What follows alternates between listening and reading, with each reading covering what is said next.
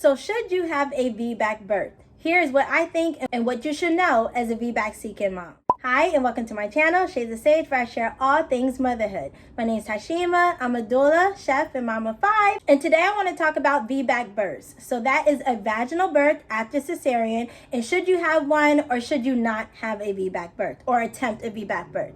So let's get right into it. Now again, I am a mom of 5. I have had 5 children. I have had 2 cesarean births and 3 successful VBAC births, including a VBAC birth after 2 C-sections. So a little brief birth history for me. My first birth was an emergency cesarean. I had 2 successful VBAC births, another cesarean but not as emergent as my first one, and then a vaginal birth after 2 cesareans for my 5th birth.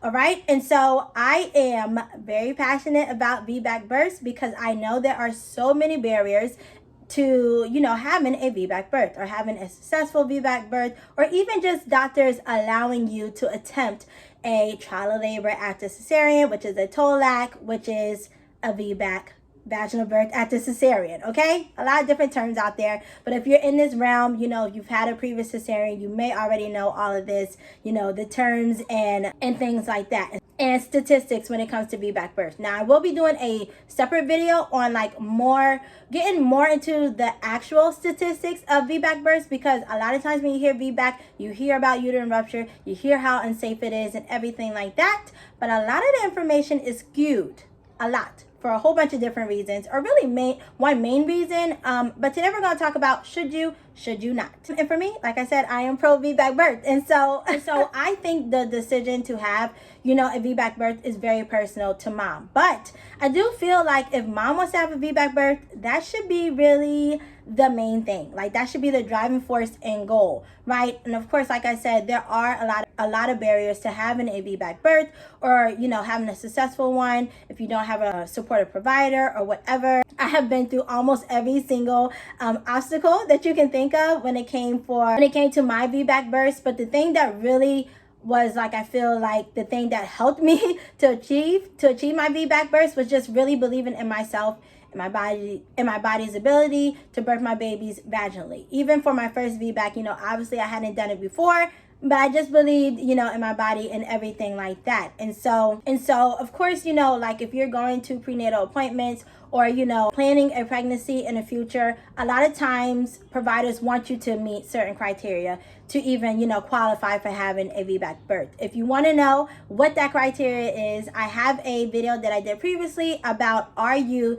a VBAC candidate? Those are the main things that they're looking for. But again, I feel as though birthing, however mom wants to give birth, should be of the utmost importance, right? Like she should be able to birth and labor however she wants, or give birth however she chooses. And so even, if you watch that video, or even, if you don't meet all that criteria, or your doctor's saying this, that, and another, it does not mean that you cannot have a VBAC birth. And that is what I want you to take home from this video today, is that it really should be up to you, I believe, in mostly all cases, except for there are 2 extreme cases, or one extreme case where a VBAC is not possible. And that is placenta previa. So if your placenta that's attached to your baby is covering the open of your cervix, that is what placenta previa is. Now there are different varying degrees of placenta previa. It could be partially covered, it could be completely covered. In that case, you obviously cannot give birth vaginally because the placenta is there. It's blocking the whole entire vaginal canal.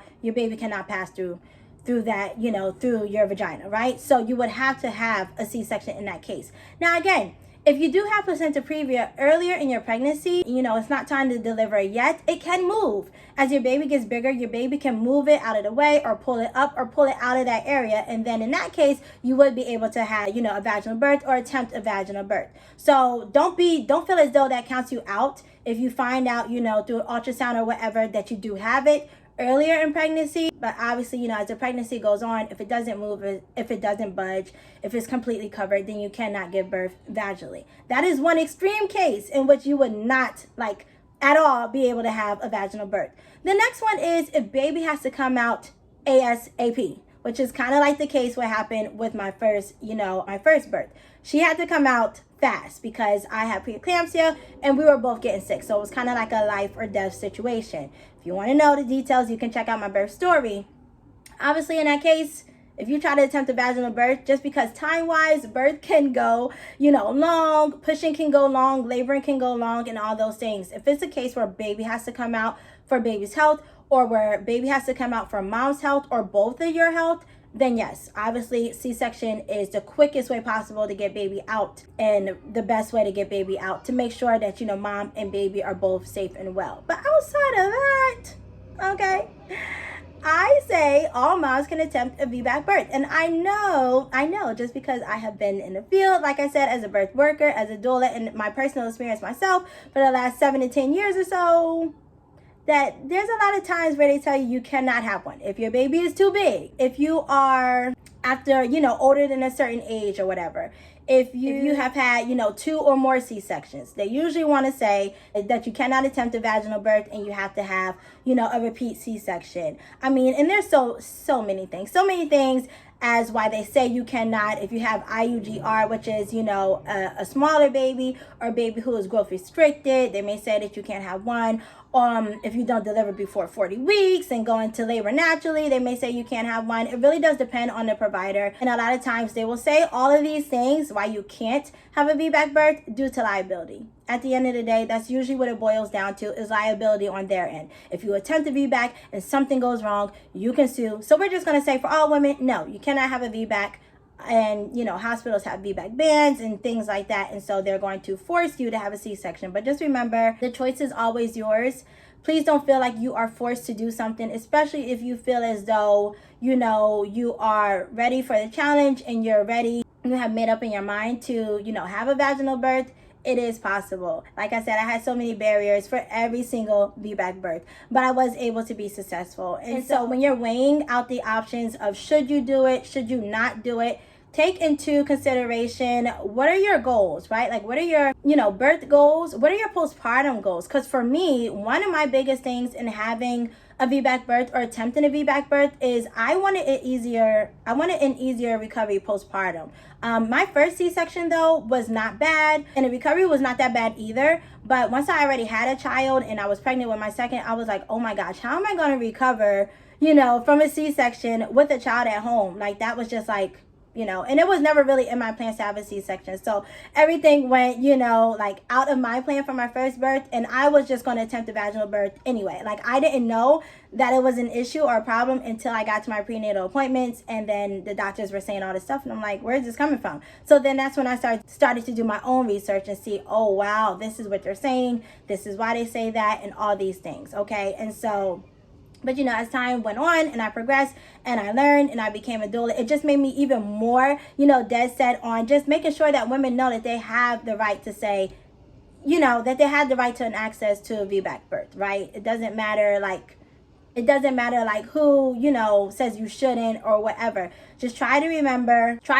what your end goals are. For me, my C-section recoveries were harder than my, vaginal birth recoveries. And it's just, to me, it's night and day. Like, so much easier for my vaginal birth versus my C-section. And so that was one of my driving forces and why I wanted to have a VBAC birth, in the first place, is recovery time. So, take that into consideration. Take your other children into consideration, your family, your support system, who will be there to help out, whichever way your birth goes at the end. And get you some knowledge about VBACs and really just how safe they are compared to how unsafe people try to make it seem. Like, get the statistics and things like that. Do your own research and surround yourself by, around VBAC supported people that have had VBACs. Like I said, me on this channel, I have all my birth stories. You can check them out. I have other VBAC, support videos. You can check those out as well, as far as like laboring, how to prepare for your VBAC birth, like the specific things that I did throughout the course of my pregnancies, especially at the end stage of my pregnancy, to achieve or to better my chances at having, a successful vaginal birth at the cesarean and things like that. But just really ground yourself in like VBAC positive stories, birth stories, success stories, and like a community so that you can keep yourself encouraged, on your VBAC journey as you're pregnant and you're planning your VBAC birth. And so I'm not telling you you should have a VBAC birth. I'm not telling you you shouldn't. These are just some of the things that I have learned along the way when it came time for me to have my VBAC births, and that I like to share here on this channel to support moms however they decide to have birth. Because like I said, I'm a proponent for what mom wants to do, mom's choice. Because at the end of the day, it is her body, it is her baby, it is your baby, and you are the one who has to heal and recover postpartum, however you decide to give birth. And that's why I believe the choice should be all up to you. Again, keep your own health and your body in mind, okay? So I hope that you found this video helpful today. If you have any questions for me, please leave them down below. Again, I have a VBAC playlist on this channel, so I will do my best to remember to link it so that you can get all the VBAC information and feel confident in your decision, to have a VBAC, or, maybe you choose a repeat cesarean, and that is okay as well. So thank you for watching today. If you watched today's whole entire video, give me an ice cream cone, because I am craving some ice cream. And if I don't get ice cream today, it's going to be a problem. But anyway, thank you for watching. Remember to let your story be your power, and I'll see you in my next video. Bye.